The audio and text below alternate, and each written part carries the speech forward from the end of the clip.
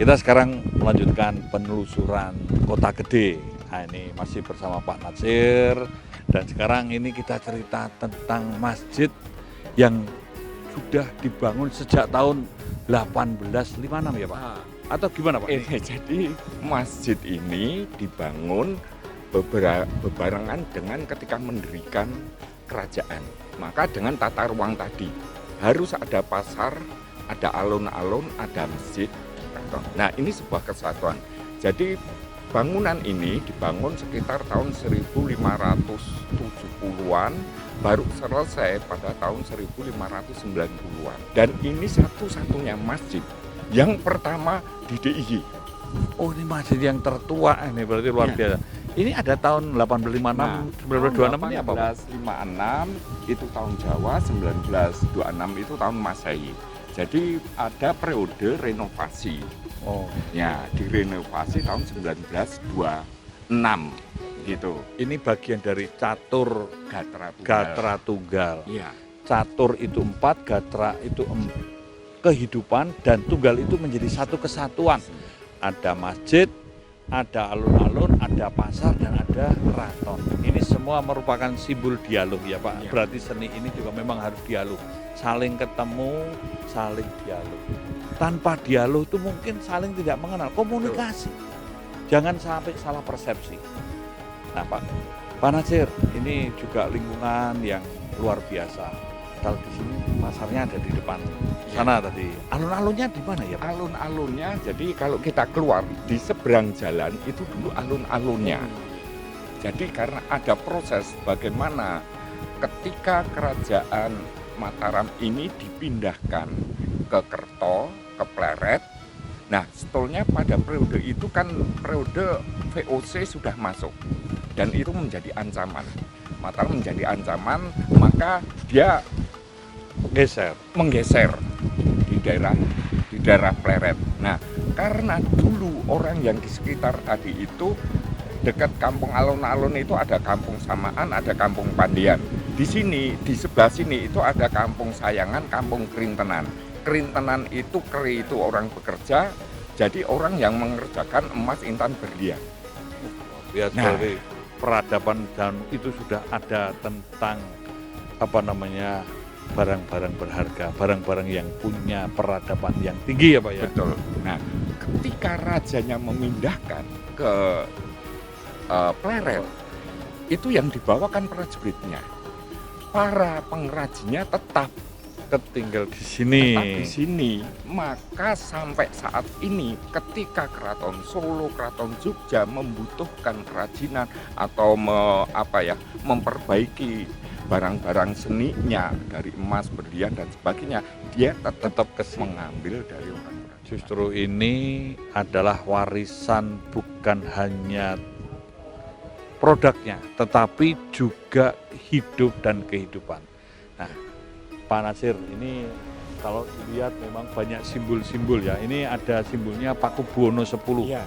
Ini padahal di wilayah Jogja. Ya. Ini juga tembok-temboknya ini boleh dikatakan mirip-mirip dari candi ya Pak ya, atau bangunan Hindu. Ya. Nah, ini gimana Pak? Nah, ini jadi kayak kalau kita tarik garis depan itu kayak ada garis imajiner.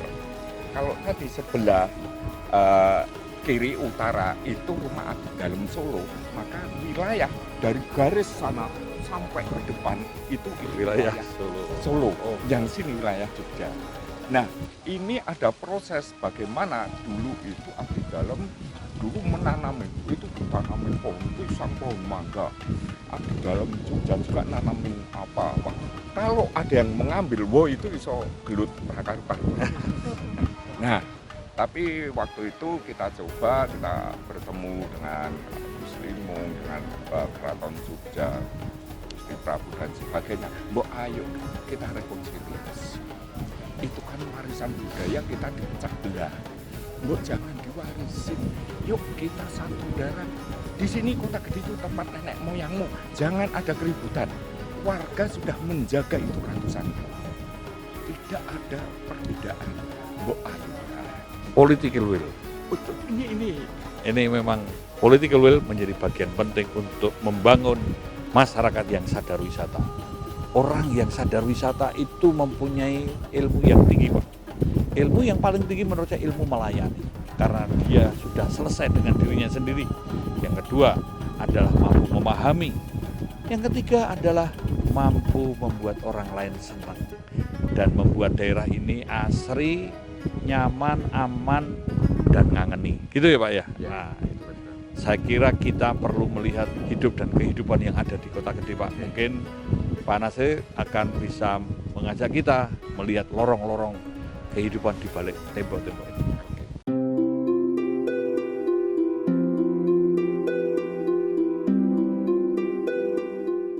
Kita masih di Kota Gede. Nah, tadi ada pembahasan yang berkaitan catur gatra tunggal. Tadi kita sudah melihat di masjid.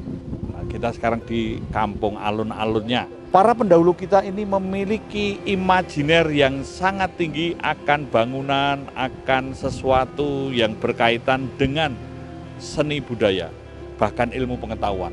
Nah, ini Pak Nasri akan menjelaskan tentang tata ruang atau garis-garis imajiner dan karya-karya di Kota Gede ini. Moga, Pak. Ya, jadi begini, bagaimana proses ketika keraton ini dipindahkan ke Pleret, maka yang dibawa adalah abdi dalam pasukannya. Maka yang ditinggal di sini abdi dalam penjaga komplek makam dan masjid, dan lurah abdi dalam. Di Kota Gede ini ada lurah abdi dalam Solo dan Jogja, yang satu ada dalam Sopingen, yang satu dalam Mustahalan. Mereka punya kewajiban untuk memungut pajak dan sebagainya. Jadi pajak pohonan, itu dulu ada pajak. Nah, itu mereka yang mengambil. Garis-garis imajiner ini yang tadi Pak Nasir ceritakan ini, ceritanya gimana nih? Nah, ini alun-alun. Kalau kita lihat nanti itu dari pusatnya keraton, itu dulu Gunung Merapi itu kelihatan. Jadi lurus. Cuman karena perubahan masa, maka jalannya jadi belok, jadi ini. Tapi semua itu tata ruangnya sangat jelas. Karena bangunan rumah Kota Gede itu dulu semua menghadap ke selatan. Jadi semua berderet, bergaris. Jadi kalau masuk, ini ada lorong, baru dia harus belok, baru masuk. Karena semua menghadap selatan. Kayak yang di pinggir jalan itu, sekarang kalau kita buka pintu, itu pasti ketemunya pawon, dapur. Dapurnya, ya. Ada pakiwan, jadi penuh filosofi. Ada simbol dan maknanya. Ada maknanya, karena konsep tata ruang Jawa, di situ ada pendopo, joglo, pendopo, itu pasti terbuka, tidak ada yang tertutup. Nah, di situ filosofinya itu ruang untuk berkomunikasi, pemilik rumah dengan tetangga dan sebagainya. Nanti ke depannya itu ada ruang untuk seperti jalan yang memisahkan antara pendopo dengan dalam. Di situ ada emper, itu masih terbuka. Masuk lagi dalam, itu sudah tertutup, gebyok atau tembok. Naik lagi, itu ada leveling. Setiap kali naik. Nah, di dalam itu ada sentong tengah, sentong kiwa, dan sentong tengen. Itu naik lagi. Sentong tengah itu paling tinggi, lebih sekitar 40 cm. Di situ bukan untuk tidur, tapi untuk persembahan Dewi Sri. Bahwa tempat itu bukan untuk, tapi dikasih tempat tidur yang sangat bagus dan sebagainya, nanti ditaruh padi dan sebagainya. Sentong juga tidak untuk tidur, tapi yang satu untuk menyimpan Rojo Brono, mas-masan dan sebagainya, yang satu untuk menyimpan pusaka. Artinya sentong itu memang bukan untuk tidur, tapi simbol-simbol. Ya. Bahwa kehidupan manusia ini antara alam, kehidupan, juga dengan yang kuasa ini tentunya ya, ini akan menjadi saling berkait. Tadi kalau cerita bahwa masih ada Dewi Sri, ada penghargaan kepada tadi ke Ratu Kidul ke selatan, kemudian dibatasi dengan ada 2 sungai, ini ternyata gimana Pak? Ya, jadi bagaimanapun itu cara orang Jawa memahami cara beragama. berkeyakinan. Jadi mereka bahwa sangat sadar apapun yang ada itu ciptaan yang di Tuhan. Dan mereka semua punya roh, punya energi. Maka mereka sangat menghargai angin, mereka menghargai tanah dan sebagainya, pepohonan. Nah, kenapa rumah kota gede itu dulu menghadap ke selatan? Karena sangat sadar kita itu di daerah tropis. Setiap tahun ada 2 musim. Maka setengah tahun matahari jatuh di pendopo di selatan, setengah tahun. Jadi ada keseimbangan. Tidak sepanjang tahun kena panas. Coba kalau menghadap ke timur atau menghadap ke barat, sehari dan setahun kepanasan. Nah, ya. Itu luar biasa. Berarti hidup itu memang harmoni, harus ada keseimbangan.